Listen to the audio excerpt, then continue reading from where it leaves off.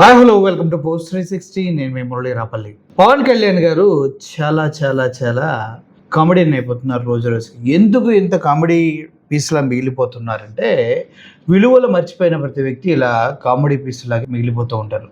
విలువలు అంటే విలువలు, విశ్వసనీయత అని రెండు ఉంటాయి. ఒక వ్యక్తి తను చెప్పిన దానిపై నిలబడేవాడిని విలువలు కలిగిన వ్యక్తిగా ఉంటారు. అటువంటి వ్యక్తిని ప్రజలు ఎక్కువగా విశ్వసిస్తూ ఉంటారు. ఈ విలువలు, విశ్వసనీయతను పూర్తి స్థాయిలో పవన్ కళ్యాణ్ గారు కోల్పోయారా అనిపిస్తుంది. ఎందుకంటే ఒకటి కాదు, రెండు కాదు, ఎన్ని సిచ్యువేషన్స్ తీసుకున్నా కూడా పవన్ కళ్యాణ్ వరుసపెట్టి ఫెయిల్యూర్ అవుతూనే ఉన్నారు. కానీ ఆయన ఎప్పటికప్పుడు నేను సక్సెస్ఫుల్ అని చెబుతూనే ఉన్నారు. అసలు ఎందుట్లో ఫెయిల్యూర్ అవుతున్నారు, ఎందుట్లో సక్సెస్ అవుతున్నారు అన్న విషయం ఆయనకు కూడా అర్థం కావట్లేదు. ఒక విషయంలో ఆయన అయితే సక్సెస్ అయినట్టే. డిప్యూటీ సీఎంగా పదవి బాధ్యతలు స్వీకరించిన తర్వాత ఏ ఒక్క మంచి పని కూడా ఇప్పటివరకు చేయనందుకు super success అయినట్లే.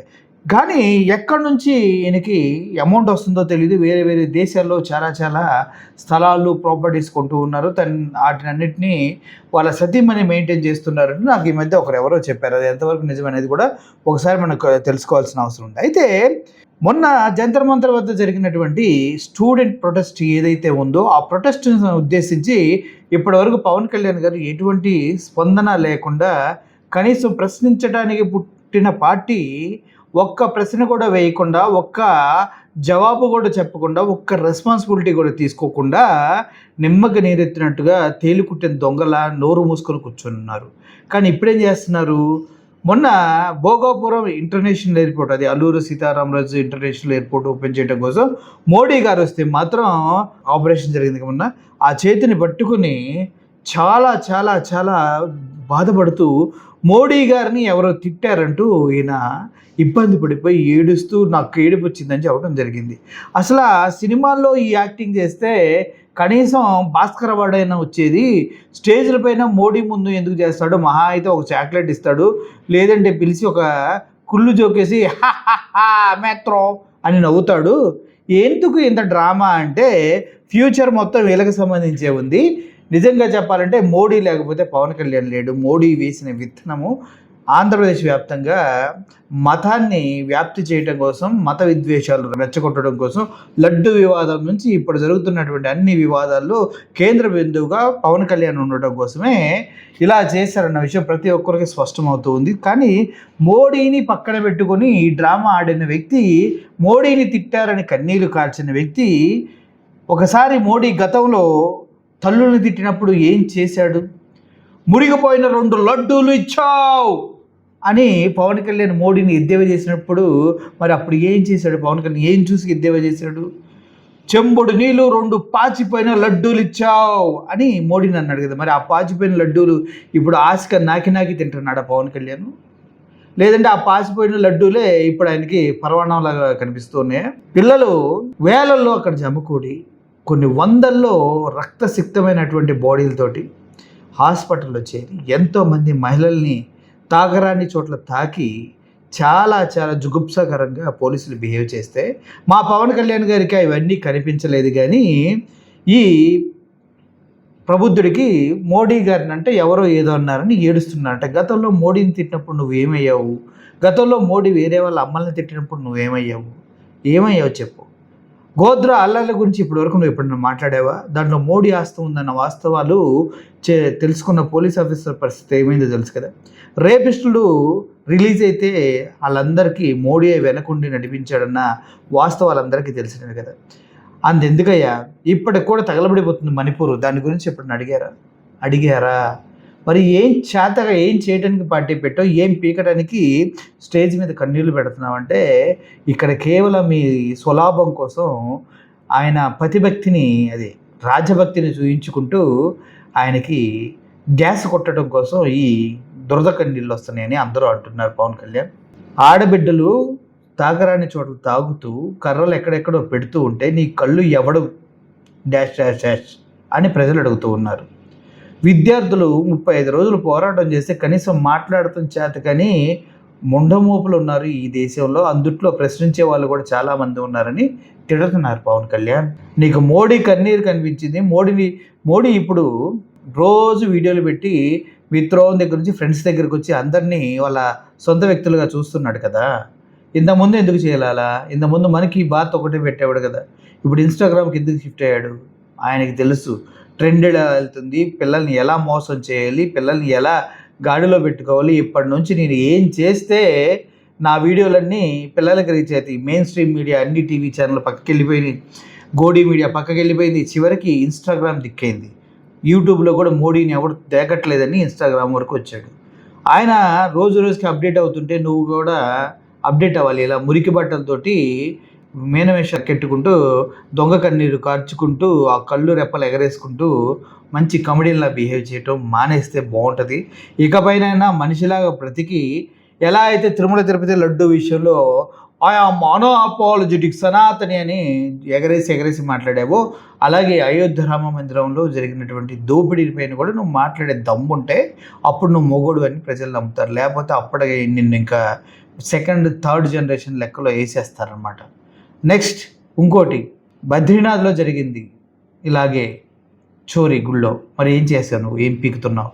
Only Tirumala Tirupati దేవస్థానంలో సిఐడి వాళ్ళు, సిబిఐ వాళ్ళు ఎన్ని డిపార్ట్మెంట్లు అంటే అన్ని డిపార్ట్మెంట్లు మీ దేశం సిట్‌తో సహా తిరుమల తిరుపతి లడ్డూలో ఎటువంటి కల్తీ జరగలేదని చెప్పినా ఇప్పటికీ కల్తీ జరిగిందని అడ్డంగా వాదించే అడ్డగోలు జనాలు నీ పక్కనున్నారు. నువ్వు కూడా అదే జాతికి చెందావు. ఇప్పుడు విద్యార్థులు చనిపోయినా, విద్యార్థులు 22 మంది నీట్ విద్యార్థులు చనిపోయినా నీకు కన్నీళ్లు రాలేదు. వాళ్ళకి విచక్షణ రహితంగా కొట్టినా కన్నీళ్లు రాలేదు. 5 రోజులు వాళ్ళు ఇల్లు వదిలిపెట్టి రోడ్డు మీద షెల్టర్ లేదు, తినడానికి తిండి సరిగా లేదు, కనీసం వాళ్ళు తాగడానికి నీళ్ళు లేదు, వైఫై సిస్టమ్ కూడా మొత్తం తీసేస్తే వాళ్ళపైన ఇంత కూడా జాలి లేకుండా, అయినా చదువుకున్నవాడికి తెలుస్తుంది కానీ చదువుకున్నవాడికి ఇవన్నీ ఏం తెలుస్తాయి విద్యార్థుల బాధలు. మనం 10th ఫెయిల్ అయిన వాళ్ళం, మోడీ జీరో, ఆయన టీ పెట్టుకొని బతికినోడు. ఇట్లాంటి చదువురాని సన్నాసులంతా దేశాన్ని వెళ్తూ ఉంటే విద్యార్థుల బాధ ఎవరికి అర్థమైంది అంటూ ప్రజలు పదే అడుగుతూ ఉన్నారు. ఎందుకు చదువురాని సన్నాసుల్ని, కుటుంబ బాధ్యత లేని కొంతమంది పనికి మాలిన వాళ్ళు ఈ దేశాన్ని, ఈ రాష్ట్రాన్ని, ఈ సమాజంలో గొప్ప వ్యక్తులుగా చలామణి అవుతూ పరిపాలిస్తూ కనీసం మానవత్వం అనేది మరిచిపోయి విద్యార్థులపైన దాడులు చేయిస్తూ విద్యార్థులను కొడుతూ ఉంటే ఎంత సిగ్గుచెట్టో తెలుసుకో. ఓకే, మళ్ళీ నేటి విద్యార్థులే రేపటి పౌరులు ఈ దేశ నిర్మాతలు, ఇట్లాంటి సొల్లు కబుర్లు చెప్పడం మానేసి విద్యార్థులు చేసినటువంటి పోరాటాన్ని, గాంధీజీ అప్పుడెప్పుడో బ్రిటిష్ వారిపై చేసిన నిరాహార దీక్ష, అదేవిధంగా ఏదైతే ప్రొటెస్ట్ చేశారో అంత శాంతియుతంగా చేశారు. ఎప్పుడైతే పోలీసులు ఎంటర్ అయ్యారో అప్పటి నుంచి అక్కడ దాడి జరగటం కానీ, అక్కడ సిస్టమ్ ఫెయిల్ అవడం కానీ జరిగింది. ఈ విషయాలు మొత్తం మీరు తెలుసుకొని మీ దొంగ కన్నీలాపి కనీసం మనిషిలా బ్రతకండి అని ప్రజలందరూ కోరుతున్నారు. అదే మీకు సవినయంగా విన్నవించుకుంటూ చెప్తూ ఉన్నా. ఇప్పుడు సార్ది ఒక వీడియో ప్లే చేస్తా చూడండి. ఆ తర్వాత సార్ గారి డబుల్ యాక్షన్ ఏందో, డ్యూయల్ రోల్ ఏందో మీకు అర్థమవుతుంది. మనందరం ఒక నిర్ణయం తీసుకోవాలి. పండ్లున్న చెట్టుకే రాళ్ళు వేస్తారంటారు. కష్టపడే కుటుంబ సభ్యుడు, తండ్రి కావచ్చు, పెద్ద కొడుకు కావచ్చు, అందరూ అతని మీద పడతారు. నువ్వు ఎక్కువ కష్టపడు, ఎక్కువ తిట్లు తింటావు. అలాంటిది మనం ఎలాంటి పరిస్థితుల నుంచి వచ్చాం? భారతదేశం ఒక పరిస్థితిలో బంగారాన్ని కూడా తాకట్టు పెట్టుకునే పరిస్థితి వచ్చింది. అలాంటి పరిస్థితుల నుంచి దశాబ్దం పైనుంచి మూడోసారి ప్రధానమంత్రిగా ఆయన ఈ రోజున మన దేశాన్ని నడిపిస్తూ ఉన్నారు. అలాంటి ప్రధానమంత్రిని చాలామంది ఆయన మీద మాట్లాడుతూ ఉంటే, ఆయన్ని అనకూడని మాట్లాడుతూ ఉంటే నా గుండె కదిలించేసింది. నా కన్నీళ్ళు వచ్చినాయి, బాధ వచ్చింది.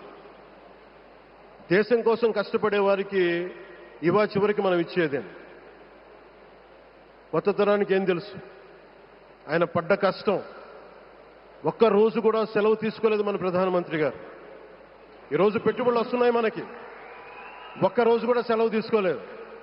శత్రు దేశాలు, మన అభివృద్ధికి ఈర్ష్యపడే పశ్చిమ దేశాలు, వీటన్నిటినీ తట్టుకొని ఒకవైపు విదేశాల్లో ఉండే శత్రువులతో పోరాడాలి, దేశాన్ని అభివృద్ధి పదంలో తీసుకెళ్దామంటే అంతర్గత శత్రువులతో పోరాడాలి. అలాంటి వ్యక్తికి మనం ఇవ్వగలిగేది కేవలం మేమున్నాం మీ వెంట, మీ మీద మాట పడితే అది మా మీద పడ్డట్టే. అదే మనం వారికి ఇవ్వాల్సింది. నిజంగా ఆయన జంతర్ మంత్రులు అన్ని మాట్లాడుతూ ఉంటే నేను ఈ రోజున ప్రధానమంత్రి గారికి ఒకటే ఇస్తున్నాను, మిమ్మల్ని కొట్టే నాయకుడు లేడు ఈ భారతదేశంలో, రాబోడు. కానీ మీరు పడ్డ శ్రమ, మీరు పడ్డ కష్టం ఎవరు తీసుకోలేరు. పిల్లల్ని సరైన దారిలో పెట్టడం, సరైన సంస్కారాలు నేర్పించడం చాలా చాలా అవసరం. ఈరోజు పొద్దున్నే ప్రధానమంత్రి గారి స్టేట్మెంట్ చూశాను. ఆయన తిట్టిన, ఎన్ని దూషించారో వారిని కూడా పెద్ద మనసుతోటి క్షమించారు ఆయన. అలాంటి ప్రధానమంత్రి గారికి మీ పాదాలకు నేను నమస్కారం తెలియజేస్తున్నాను. నిజంగా మీ ఉన్నతి, మీ ఔన్నత్యం ఈరోజు చాలా చాలా స్ఫూర్తిదాయకం.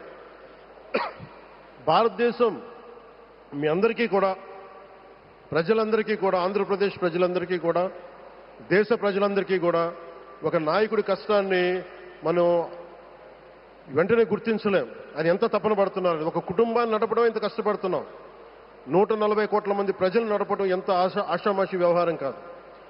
ముందుకు తీసుకెళ్లే నాయకుడికి తెలుస్తుంది. అలాంటి వ్యక్తికి మనం ఏమి ఇవ్వగలం. దేశాన్ని నడిపించడం అంటే రామకార్యం లాంటిది. హనుమంతుడు లంకకు లంఘించినప్పుడు అనేక అవంతరాలు వచ్చినాయి, అనేక అడ్డంకులు వచ్చినాయి. రామకార్యం చాలా గొప్పది. అలాగే ఈరోజు ప్రధానమంత్రి గారు దేశాన్ని ముందుకు నడిపించేది బృహత్ కార్యం, చాలా మహాకార్యం అది. అలాంటి వ్యక్తికి మనం ఇవ్వగలిగేది, హనుమంతుడికి మనం ఏమి ఇవ్వగలం? నువ్వెంత గొప్పగా లంఘించావు, ఎంత కష్టపడ్డావు. ఏ దేవతకైనా ఇవ్వాల్సిన స్తుతే. వాళ్ళు మన నుంచి ఏమి కోరుకోరు. ఒక తల్లిదండ్రులకి మనం ఏం కోరుకోరు, అమ్మ నువ్వు మా కోసం కష్టపడ్డావు, నాన్న నువ్వు మా కోసం కష్టపడ్డావు అని. అలాగే ఈ దేశ ప్రధానికి, సెలవు తీసుకోకుండా పనిచేస్తున్న ఈ దేశ ప్రధానికి మనం ఇవ్వగలిగేది, మీరు మా కోసం ఎంత కష్టపడ్డారు, మీరు మా కోసం నిరంతరం ఎంత శ్రమ తీసుకున్నారని చెప్పడమే మనందరి కర్తవ్యం. అలాంటి గౌరవ ప్రధానమంత్రి గారికి మనస్ఫూర్తిగా మీరు అనుకున్నంత కాలం అధికారం మీరు వద్దంటే వదలాలి, కానీ అధికారం మీ చేతుల్లోనే ఉంటుంది. దానికి మేమందరం నిరంతరం కృషి చేస్తామని తెలియజేసుకుంటూ, భారతమాత ముద్దుబిడ్డ మన ప్రధానమంత్రి నరేంద్ర మోదీ గారికి ధన్యవాదాలు తెలుపుకుంటూ, ఒక్కసారి ఆయనకి ఇవ్వగలిగేది భారత్ మాతకి జేజేలు చెప్పుకుంటూ సెలవు తీసుకున్నాను. దూరదృష్టి, మౌలిక వసతుల అభివృద్ధి, పెట్టుబడుల ఆకర్షణ, ఈ 3 అంశాల చుట్టూనే వారి దృక్పథం దృఢంగా సాగుతోంది. ఆంధ్రప్రదేశ్ను దేశంలోనే అత్యంత వేగంగా అభివృద్ధి చెందుతున్న రాష్ట్రంగా తీర్చిదిద్దాలి అన్నది వారి లక్ష్యం. విమానాశ్రయం చూశారు కదా, ఒకటే చెప్తున్నా, ఓసర వీళ్ళ అమ్మ మొగుడు పవన్ కళ్యాణ్. అంతకన్నా త్వరగా రంగులు, మాటలు అన్నీ మార్చగలడు. ఆయన మేనిఫెస్టో ఒకసారి చూడండి. ఆయన వెబ్సైట్లోకి వెళ్ళి ఆయన జనసేన పార్టీ విధి విధానాలు 6 ఉంటే ఆ 6టిని మీరు చూడండి. ఏది కూడా ఇప్పటివరకు నెరవేర్చిన దాఖలాలు లేవు. కనీసం ఆడపిల్ల పేరు చెప్పుకొని అధికారంలోకి వచ్చిన తర్వాత ఆ అమ్మాయిని కూడా గాలి కొదిలేసిన గాలి బ్యాచ్ ఇదంతా. ఇట్లాంటి వాళ్ళని కనుక మీరు దొంగ కన్నీళ్ళు నమ్మి ఏడ్చాడంటే ఏడుపు మొహుడు ఏడవక ఏం చేస్తాడనేది అర్థం చేసుకోండి. Thank you for watching this video. Murali signing off. Thank you so much.